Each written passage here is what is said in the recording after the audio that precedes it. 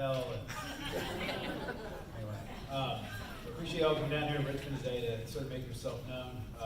You all know we had a major, big progress on coal ash this year, which was a long time coming. I started working on that issue in April of 2015 after the Potomac River Keepers brought it to my attention, right after the EPA issued their new rule that said we had to store coal ash differently. And the legislation, people forget, but that bill probably had about 9 lines. And the first bill died in committee on tie vote in 2016. The second bill came through the Senate pretty well, got to the House, got into House subcommittee, so we got completely de-toothed, and only came out after Amanda Chase basically did a death stare to her colleagues. And the bill finally came out of committee, but it basically had all the teeth removed on it. People don't remember that, but then we went through another 60-day period lobbying Governor McAuliffe to make some amendments to it. And McAuliffe reinstated a permitting ban and reinstated a whole series of reporting requirements. And if he hadn't done that, we'd have caps going in on all these coal ash ponds around the entire state already. And so we went through 2 or 3 steps there. And then we filed again last year, and after the reports came back and the recycling community felt like they'd been completely neglected, Chesapeake was completely left out of the report after we felt we were supposed to get a report on Chesapeake. We went through reporting 2.0, got back finally some decent information on recycling, which lowered the cost of coal ash recycling tremendously. Once we actually went out and asked companies, put your name on some proposals, give us some contracts. And we got much better information, and which sort of teed up for this. And it was a very educational process for me to get to where we got to this year. And this year, we finally got to the point where, after battling this for 3 years and getting a lot of information, getting everybody on board, and getting the cost numbers in place, and making everybody realize that doing the cheapest, riskiest solution had a lot of risks with it, and probably wasn't the best way to go. We finally got people to start to think about this more broadly and carefully, and a lot more bipartisan interest beyond just Amanda and Senator Stewart. I give him a lot of credit too, the chairman of the Ag Committee, because he's always been very supportive of doing something more about this. And we finally got some people talking about this seriously. And the bill that came out, the media reports have been mostly accurate. There have been some inaccuracies to it, but basically what the bill requires is that there's 4 coal ash sites in Virginia, right? There's Bremo Bluffs, there's Chesterfield, there's Chesapeake, and there's Possum. And every one of these sites has their own peculiarities. For example, who here knows that Chesapeake is basically a peninsula built out of coal ash that was built into the Elizabeth River because they didn't know where to put it. That's the Chesapeake site. Possum Point sits right above Quantico Creek, which is basically the Potomac River because it's tidal right where it is. Bremo Bluff sits right above the James River. When they emptied the water out, they had to have a mixing zone because they had nowhere to really pump the water except into the river. So there was about a half-mile river you weren't supposed to do anything near because they had to mix the coal ash water with the real water. It's the only way to get the water out. And Chesterfield, the biggest site, they dropped 12 million cubic yards, Nate? Yeah, a little bit more.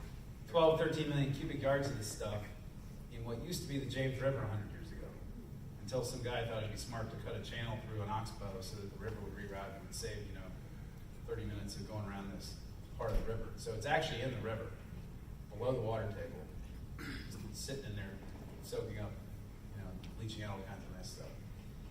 So the bill basically says that at 2 of these 4 sites, they have to recycle at least 6.8 million cubic yards of this stuff. There's 27 million cubic yards overall, so they have to recycle about 25% of it somehow at one of the 4 sites. It says they cannot cap in place, which was the best thing.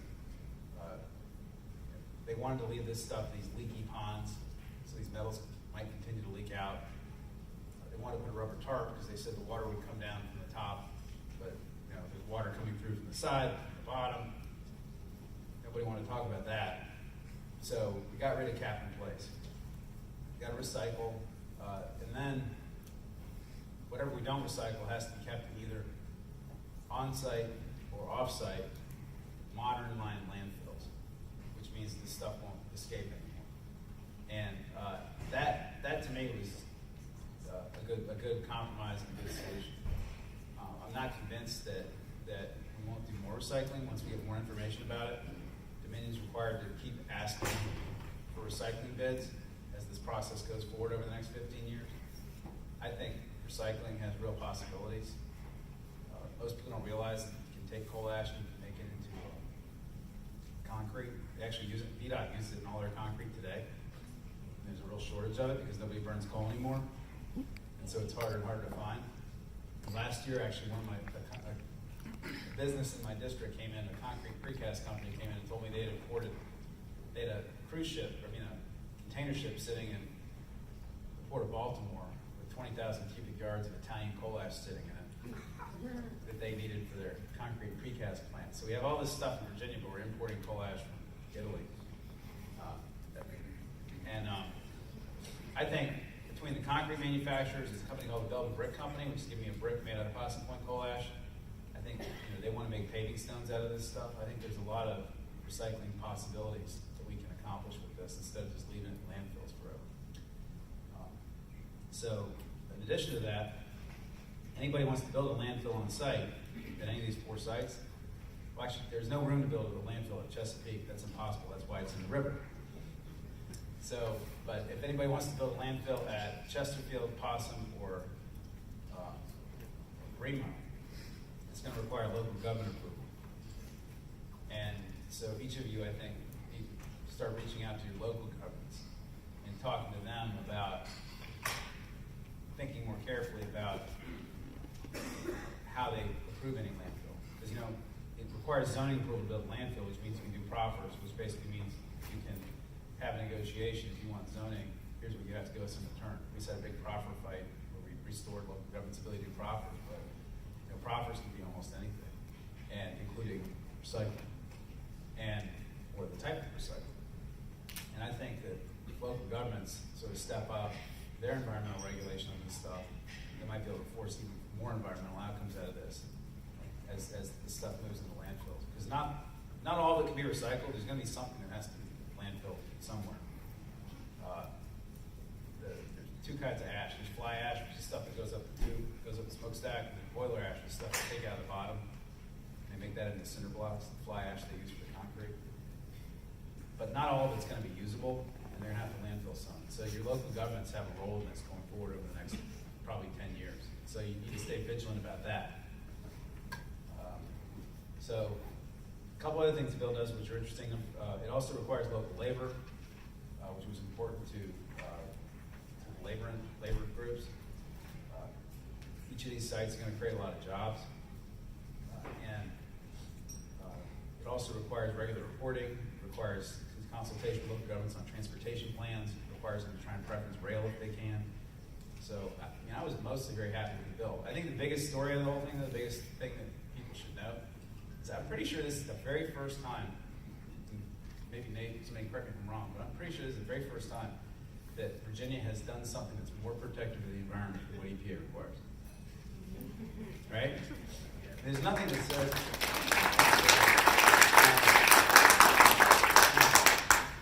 there's nothing that says we have to do the bare minimum all the time, right?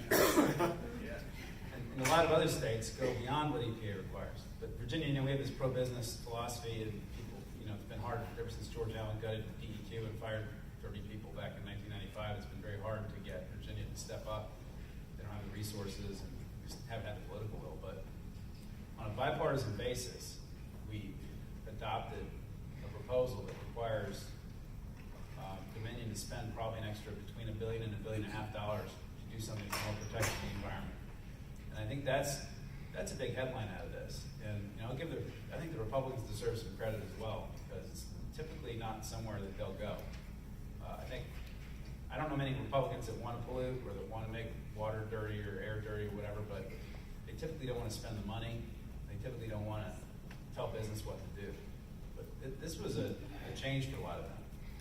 And I think a lot of them are starting to come around. Not to where you all want them to be probably, but it at least shows that there are options, there are possibilities, especially on these broad problems that affect everybody around the whole state. This isn't just the Scott Surovell District, Northern Virginia problem. We have 4 sites all over the state. Chesterfield site, by the way, the biggest coal ash dump, just was put into Speaker Cox's district by that judge when he redrew the lines. So in any event, I think it's a good sign for the future. I think it's a good compromise for everybody and good for the environment. It's a good story to tell. And it's also just important to remember that the reason I laid out that litany at the beginning is because these big problems take time. You can't expect something to happen just in one session. We're here for 45 or 60 days. You're doing something big and complicated. In Virginia, you have to persevere over multiple sessions to get people comfortable with the concept. So you're not pushing. You just don't push billions of dollars around on like 45-day notice or something. So you have to stay with it. You have to get information out. You have to have lots of partners. SCLC's help was huge in this. The Tone River Keepers support on the grassroots side was huge. Sierra Club was always banging the drums.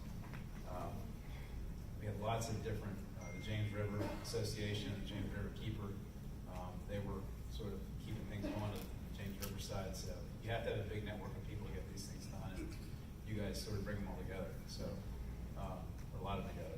So I really appreciate the help what you all did in sort of keeping the attention on this and focus on this. So it just can't be a legislator's idea. It has to be a community idea. There has to be a lot of buy-in on something this big. And you all get some credit for that too. So keep pushing. We have to find the next battle. There's many to do, and I'm happy to keep fighting and appreciate you.